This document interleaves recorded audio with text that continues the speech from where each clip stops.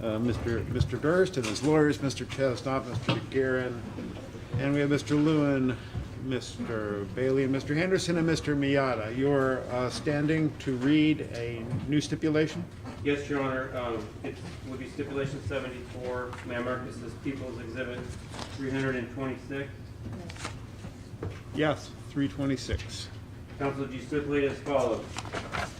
On December 24th, 2000, during the crime scene examination at Susan Berman's home on Benedict Canyon Drive, Los Angeles Police Department Detective Brad Roberts recovered the items marked for identification as People's Exhibits 325, the 2000 calendar planner, and 325A, 2 books of postage stamps, from on top of Susan Berman's living room desk.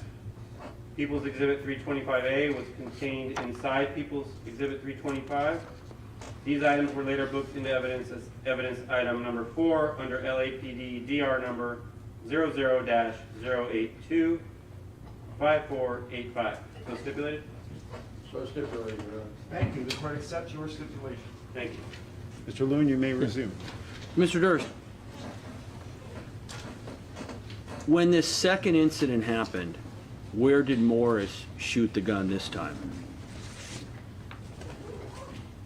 He shot in the kitchen at the boxes. Hold on a minute. He shot in the kitchen at the boxes that the appliances had come in. And how many shots did he fire this time? One. And when you walked in to the apartment and found him there, did you immediately get the key from him? Took the key from him after he shot in the kitchen. Well, when you walked in, this is on the 24th, this is the second time, as far as you knew, you had already taken the key away from him after the incident on the 17th, correct? Correct. So, wouldn't you have, as soon as you walked in, before the shooting happened, wouldn't you have said to him, hey, Morris, how did you get in here? I took the key away. I did not. Mr. Durst, isn't it true that you testified in Galveston that at one point you testified that you took the key away as soon as you saw him in the apartment, and that at another point in Galveston you testified, no, I didn't take the key away from him until after the shooting. Isn't that correct? That's correct.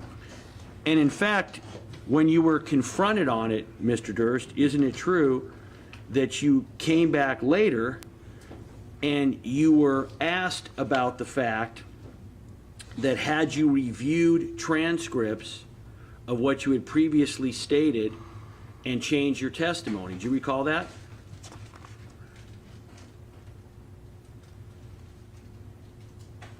No.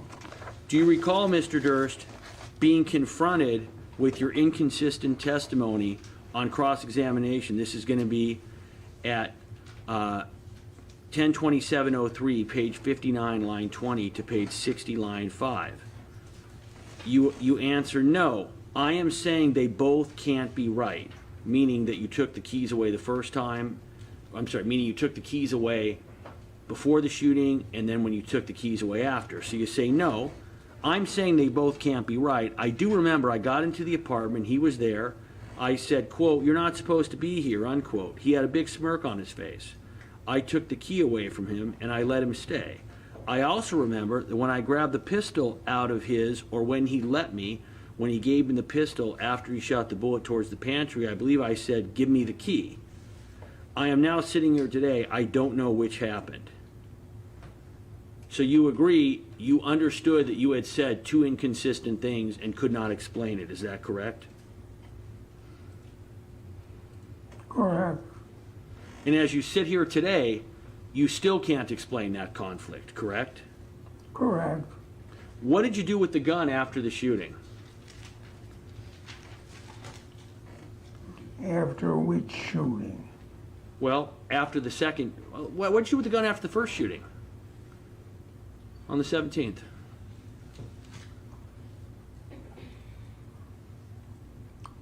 put it back in the kitchen cabinet where we kept it. And obviously, that's where he got it on the 24th, is that correct? Correct. What did you do with the gun after the 24th? I hid it in the oven. And in terms of your apartment, is it fair to say that it is so small that literally any place you would put it in the apartment, anybody would be able to find it in a few minutes because there just isn't any place to hide, right?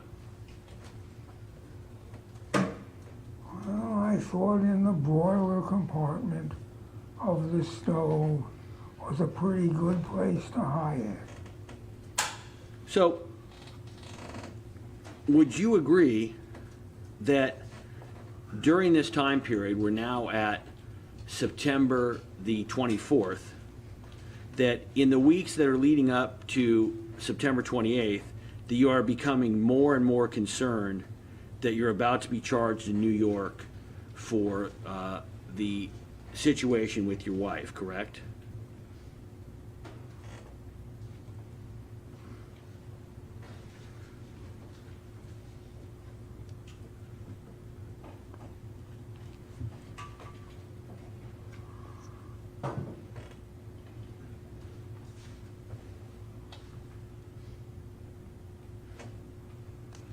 I don't understand that I'm about to be charged in New York for the situation with my wife. Yeah, so as the weeks are going by, it's now in the middle to late September, you are getting more and more worried that Janine Pirro is going to charge you related to Kathy's disappearance. I'm getting less and less worried. Well, Mr. Durst, isn't it I true? even asked Joe Cohn to give me my passport back because I thought it was so unlikely that Janine Pirro would ever do anything. Isn't it true, though, Mr. Durst, that all through this time you were structuring, collecting a large amount of money and preparing to leave Galveston?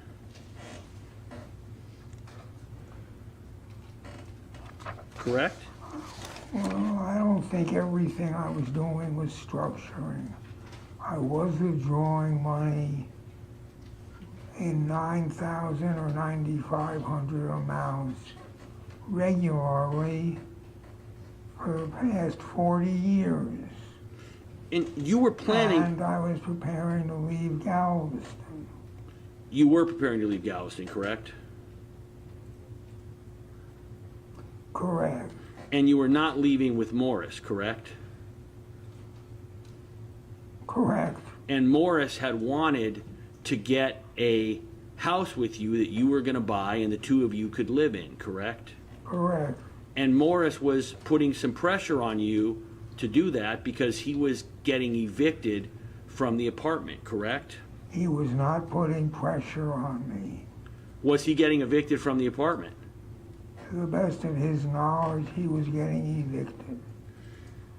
Now, on September 20th, 8 days before Morris is killed, you contracted a woman named Zena Simmons to kind of clean your apartment in preparation for you moving, correct? Correct. And at the time, you gave her the name James Cordis, which you had been using, correct? I'm sorry, strike that. You'd been using the names James Cordis, is that correct, up to that point? In Galveston when you were a man? Correct. But you told Zena Simmons that you were Robert Klosky, correct?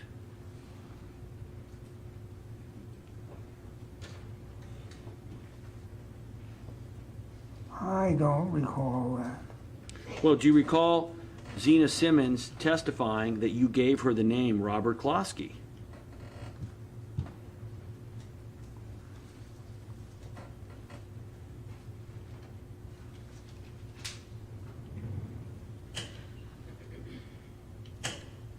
I don't recall using that name. I don't recall telling Zena, whatever her name is, that I was Robert Claus. And I don't remember that coming up at the trial. So I want you to assume for a moment that you used the name Robert Klosky, K-L-O-S-K-Y, with Zena Simmons. Actually, it's K-L-O-S-T-Y. Oh, thank you. Thank you, Mr. Balian. Oh, all right. They all sound the same when I'm facing this way. Mr. Durst, I want you to assume for a moment that you gave the name Robert Closty. Can you explain, if you had done that, why you would have given Zena Simmons a different name? Object to the hypothetical. Overruled. I don't remember using the name Robert Claus. Well, so I'm not asking you which name you used. I'm asking, I want you to assume that the testimony is that you gave Zena Simmons a different name. I'm just asking you, would you know today why you would have chosen to give her a different name than you had been using? Do you have any idea? No. On September 22nd, you drove to New Orleans, where you had already rented your place there and were staying as Diane Wynn. I'm sorry, strike that. On September 22nd, you drove from New Orleans, where you were staying as Diane Simmons, and you drove to Galveston to meet Zena Simmons to make arrangements to clean your apartment, correct?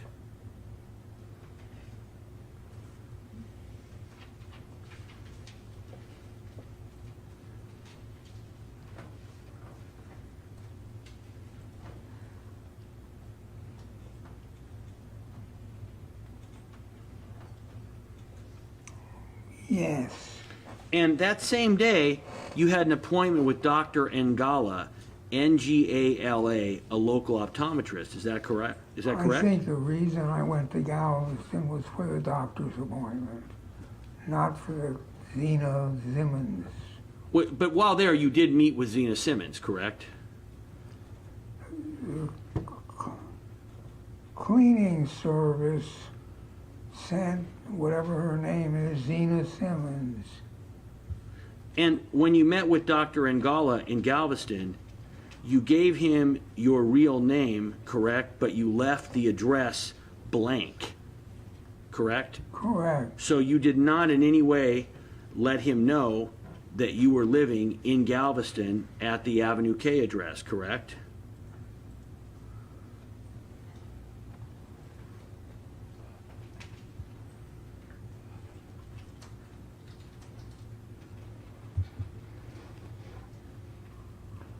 I gave the eye doctor my correct name. Where I told him I was living, I don't remember. Isn't it true, Mr. Durst? I can show it to you. You left the address blank. That's Galveston Trial Exhibit P155. Do you want me to put it up there, or do you want to agree that you left the address blank? I left it blank. I left it blank. I'm willing to accept that. Right. So, would you agree, Mr. Durst, that the reason you left it blank and the reason that you gave a brand new name is that you did not want any connection between Robert Durst and Avenue K? Is that correct? Oh, quite honestly, I'm surprised I gave him my correct name. Well, whether you gave him your correct name or not, Mr. Durst, you agree that by using a new alias, Closty, with Zena Simmons, and by not giving your Galveston address to Dr. Ngala, you were making sure that there was no connection between Robert Durst and the Avenue K apartment, correct? I don't know what I was doing. When, I'm not asking you why you were doing it at this point. I'm asking, that's what you did, though, correct? That's what I did. And isn't it true, Mr. Durst, that the reason that you did this was you were already planning to murder Morris Black in that apartment, and you wanted to make sure that there was nothing to connect you to that location. Isn't that true? Objection argument. Overruled. I did not murder Morris Black. I did not make plans to murder Morris Black. And the stuff that I did sounds bananas. Isn't it, is it fair to say, Mr. Durst, that the killing of Morris Black is the worst thing, or at least one of the worst things that's ever happened to you?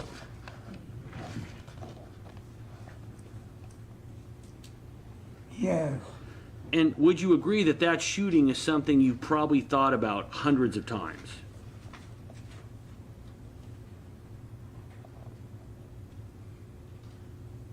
I I'm thinking about it now. I certainly haven't thought about it much other than preparing for this trial.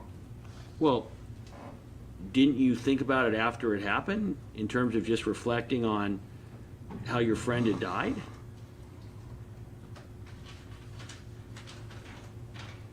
No.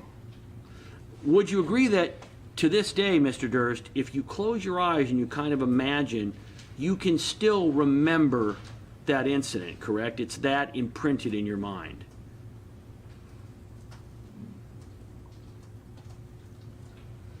When I think about all these names I was using for all these different places, it is very obvious that I did not know what I was doing. Well, Miss, And I've always kind of repressed in my mind what happened with Morris Black. Mr. Durst, the morning of the shooting, you again allegedly drove your car and parked it at the Temple, some distance away from the apartment, correct?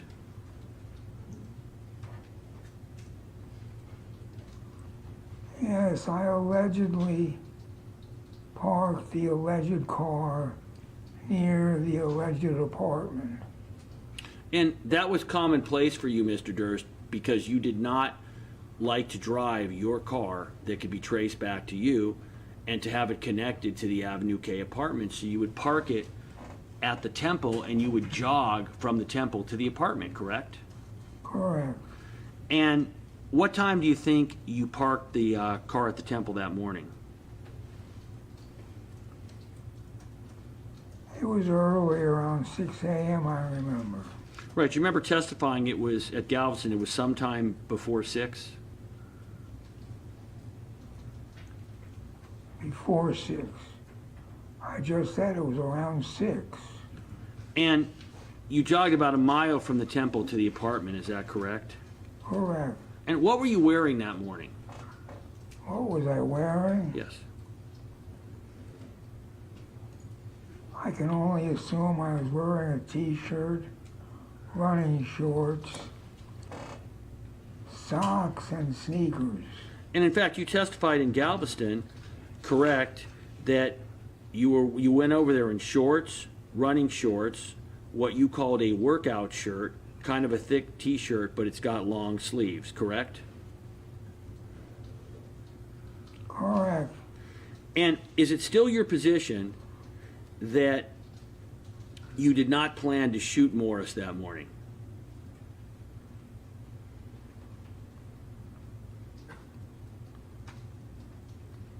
It is still my position that I did not plan to shoot Morris, and I did not shoot Morris. What time did you get over to the apartment that morning? 6:30. And was it still dark when you got there? I think it was light. So when you got there, please describe exactly what happened.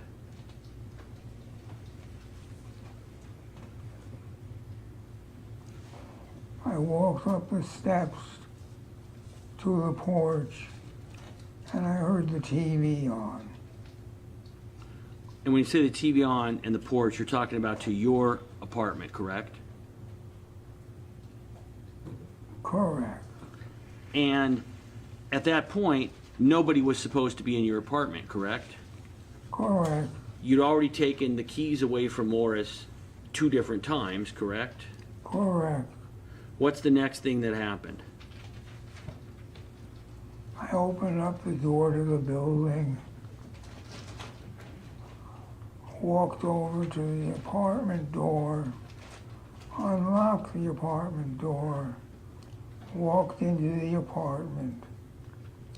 Morris was sitting in the office chair at the round table. On the round table was the yellow jacket that he always wore. I said, Morris, you're not supposed to be here. What are you doing here?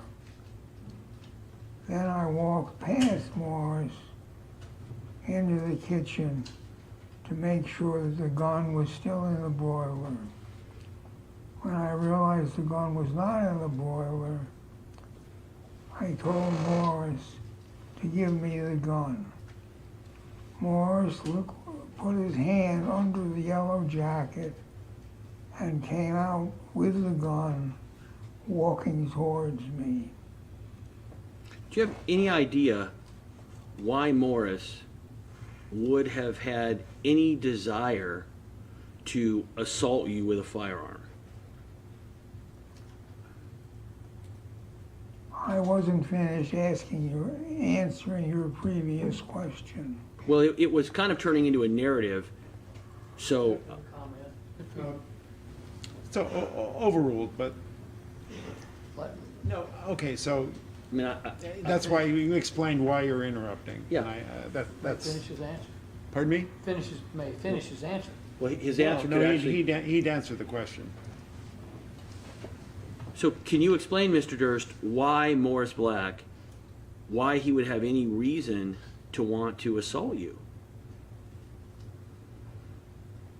with a firearm? So I'm not supposed to finish answering your question? So I promise, I'm going to go back to the description of what happened. I promise. I'll go back to it. But I have to stop you when you get to certain points, or it'll be too late in the story. So do you understand? So I'm asking you right now, you've now just described that you realize Morris has the gun and he's coming towards you. So I'm asking, do you know why he would do that? I don't.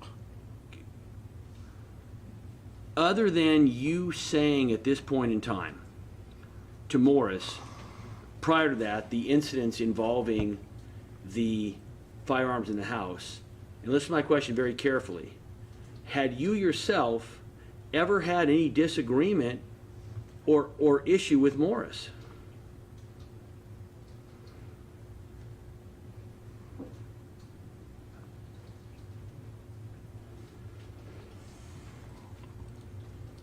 Disagreement.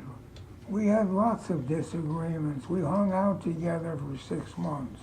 Well, what I mean, Mr. Durst, had you had any kind of disagreement to anywhere near the level where you would expect that Morris would approach you and assault you with a firearm? No. So now you can go back to where you were describing. So do you remember where you were in your description? Yes, I was looking in the boiler for the gun. The gun was not there. I said, Morris, give me the gun. I stood up. He took 1 or 2 steps towards me. I put my right hand. He was holding the gun the way you hold a gun to shoot it. Well, let me stop you.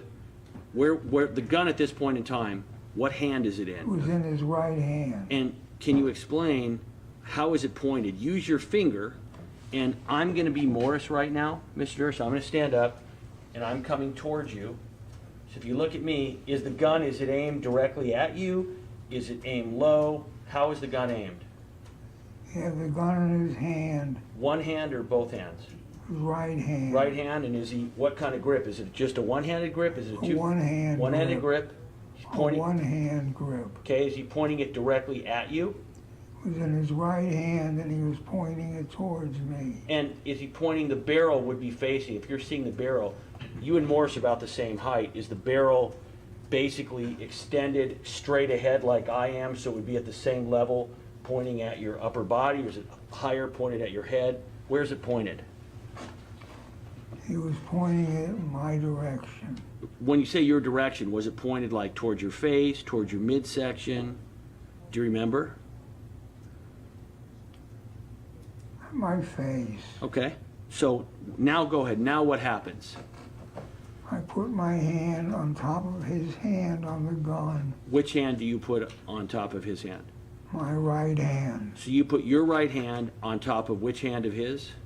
Put my right hand on top of his hand, Okay, which was on the pistol. okay. I put my left hand on his right shoulder.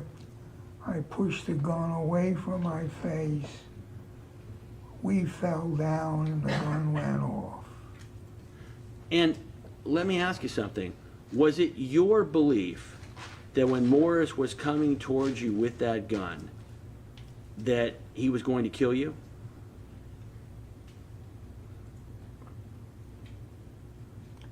He was pointing the gun at me. Did he say anything? No, he said nothing.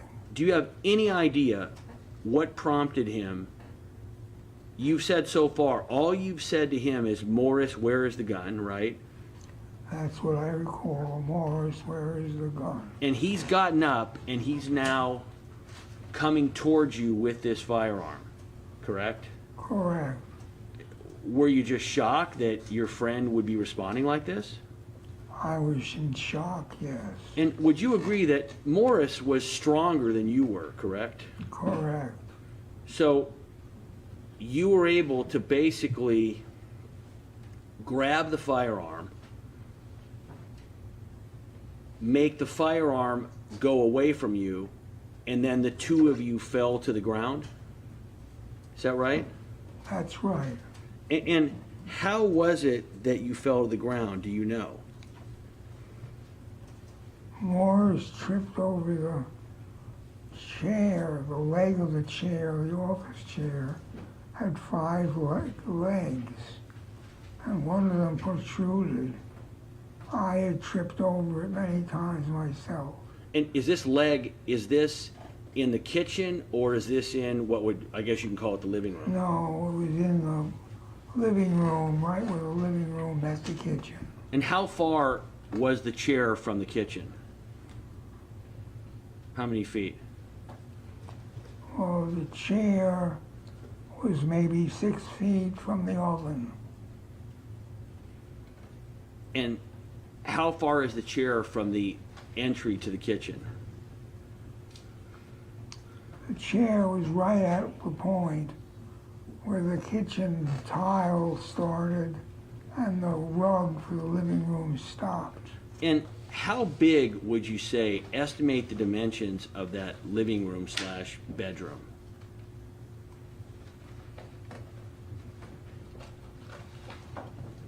$20 by $15. And is that potentially on the larger side? Is it likely smaller than that?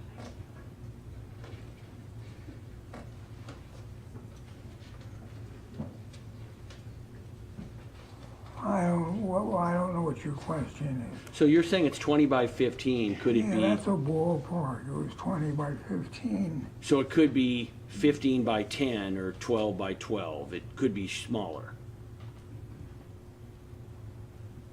My guess approximate is it was 20 by 15. Okay, and so Morris comes towards you. You have this struggle.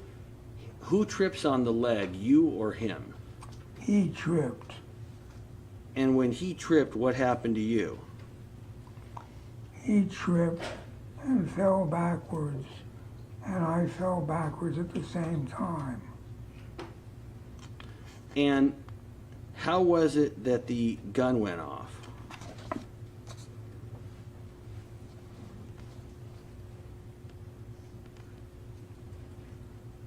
The gun went off about the same time as he and I landed on the floor in the kitchen. And isn't it true, Mr. Durst? So you've just said he was pointing the gun at your face, correct? Correct? Correct. Didn't you testify in Galveston, 102303, page 92, lines 11 through 14? Question, where was he pointing the gun? Answer, before he could point the gun at me, I grabbed the barrel of the gun over his hand like that. Did you testify to that?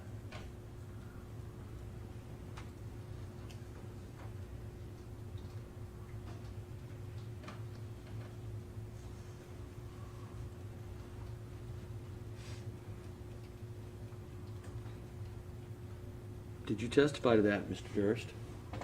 That's what I just said. I grabbed the gun. No, Mr. Durst, you said when you testified that the gun was pointed at your face, the barrel at your face.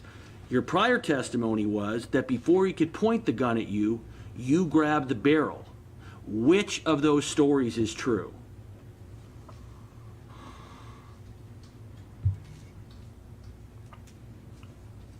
Before he pointed the gun at me, I grabbed the barrel of the gun over his head,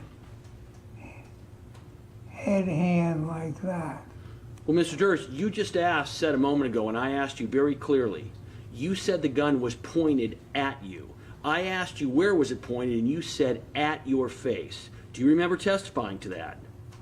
Yes, Do you agree, Mr. Durst, that there's no way that you are ever going to forget an image of a loaded handgun pointed at your face? Do you agree? no, I do not agree. So you're saying that it's easy for you to misremember whether you actually were looking down the barrel of a loaded firearm. Is that your testimony?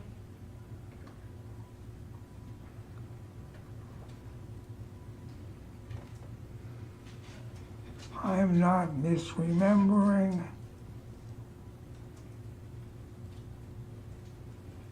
He was pointing the gun at my face like I testified to. So, Mr. Durst, how is it that in Galveston, when you were specifically asked where was he pointing the gun, you said, quote, before he could point the gun at me, I grabbed the barrel of the gun over his hand like that. Would you agree, Mr. Durst, that both of those statements, the one you testified to under oath in Galveston and the one you just testified to today, both of them cannot be true? Do you agree?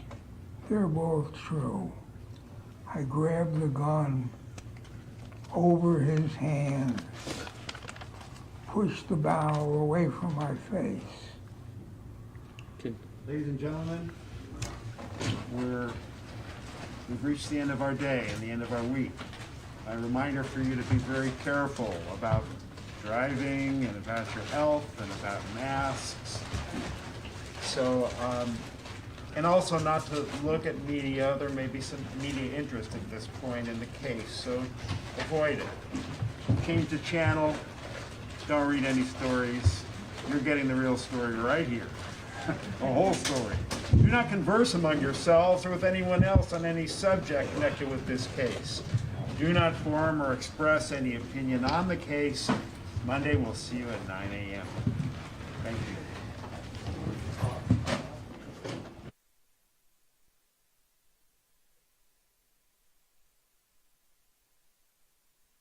Setting up a hearing, they had told me that they couldn't get a hold of the court. Right. They were trying to set it up for tomorrow. I told them I didn't think that was Yeah, going to work. it's not for me happening. to deal I with told the you court. when it would be. It would be Tuesday. Yeah, well, I told them it's their issue, so I'm just letting the court know. I told them I would tell you they were trying to reach you. Okay, we'll let them. They called us, and Okay. Erica will let them know. It's, I mean, probably. When are we finishing with the jury? 2:45, so 3. Okay, thank you, Your Honor. Shall I adjourn? Yes. Department 1 is adjourned.